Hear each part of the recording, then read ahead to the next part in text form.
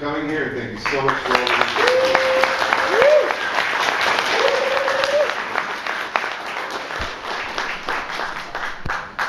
First off, I really want to congratulate Ted. This is a decade he has hosted this event. And so Yeah.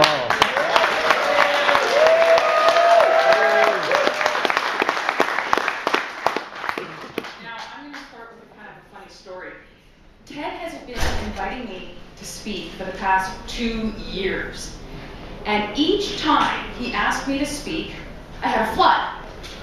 First was a faulty sprinkler system in the apartment we lived in. And then a city line broke in the main of my house. Now you would think, being a legal medicinal cannabis producer, which I am, that this would have been my fault.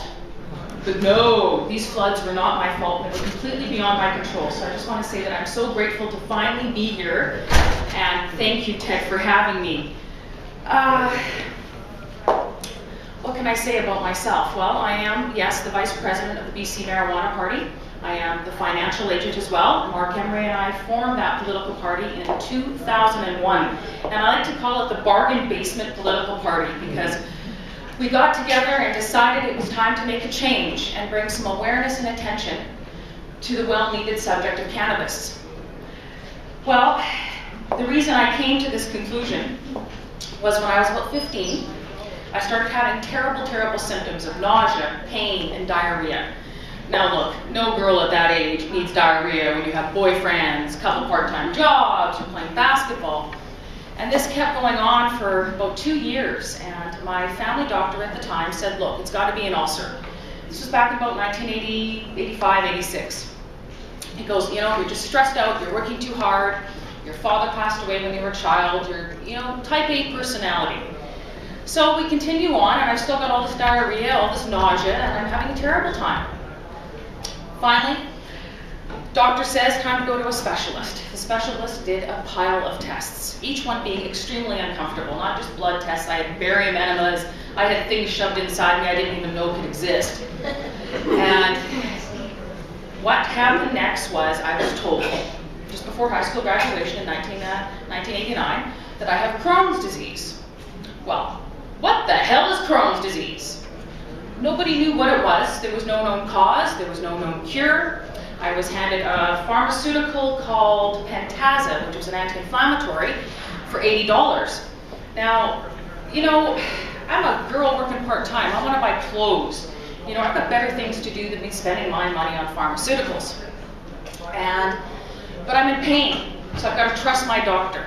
There was no education. There was no World Wide Web. You know, back in 86, 87, 88, there just wasn't. There wasn't the information that we have now. I succumbed to the pharmaceuticals. I had 2 surgeries.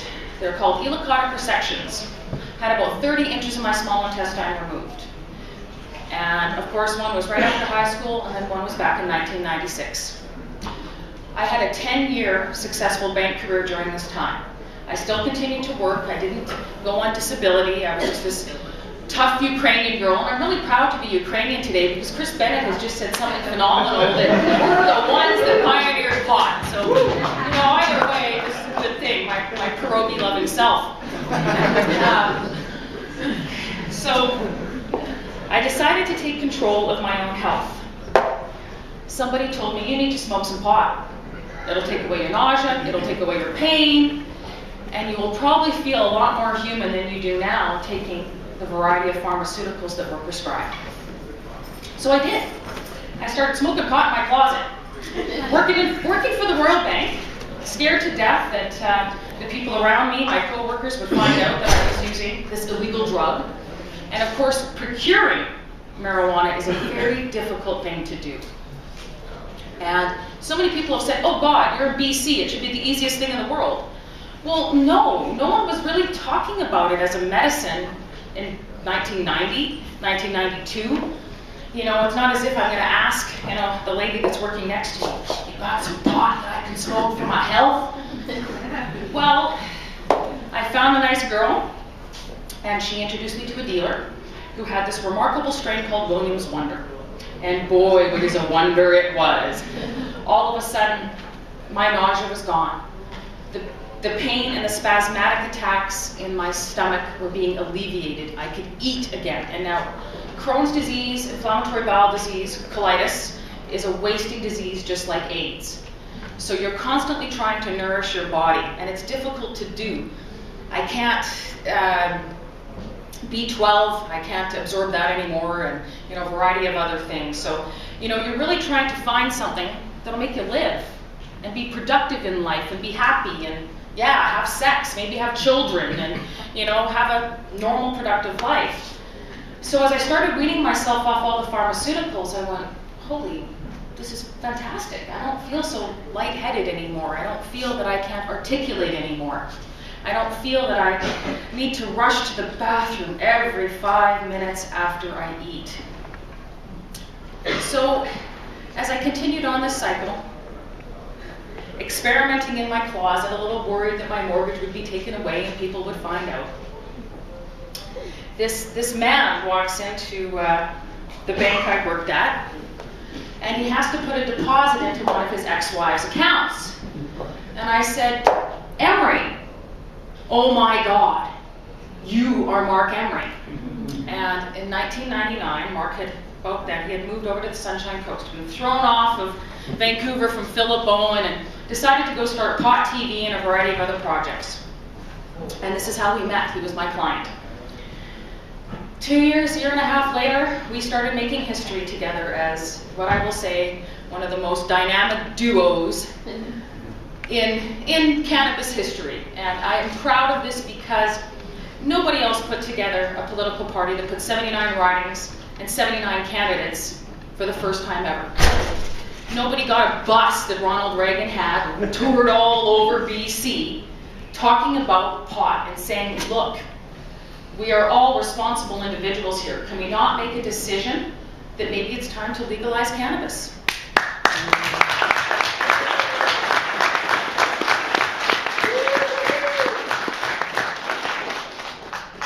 You say you got Ronald Reagan's bus? Yes, we did. And at the time, we appointed Brian Taylor as the leader of our political party, and he is now mayor of Grand Forks. So I will say we are infiltrating everywhere. Now, as my journey continues, of course, I quit a successful bank career.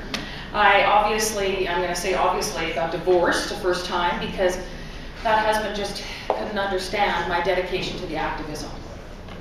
Pot was saving my life. Marijuana, cannabis, ganja was saving my life. And as much as his direction went differently, mine had to go with where I am now, standing here before you, alive because of pot.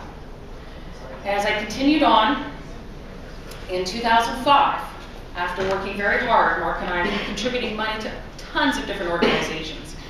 And we know with the seed business, Cannabis Culture Magazine, Pot TV, giving money for legal fees, contributing to whatever we could to make cannabis prohibition end. The DEA came in and raided us.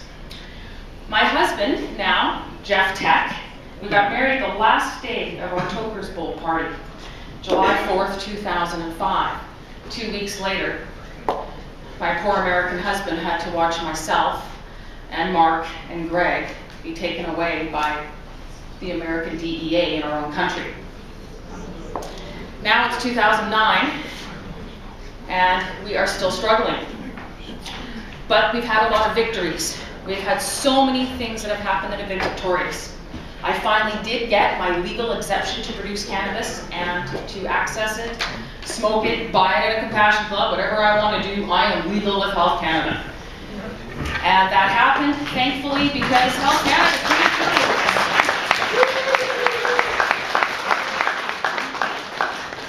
and I don't like the program. I want all of you to know that this program sucks. There is no support for this program. It has failed tens of thousands of people across Canada.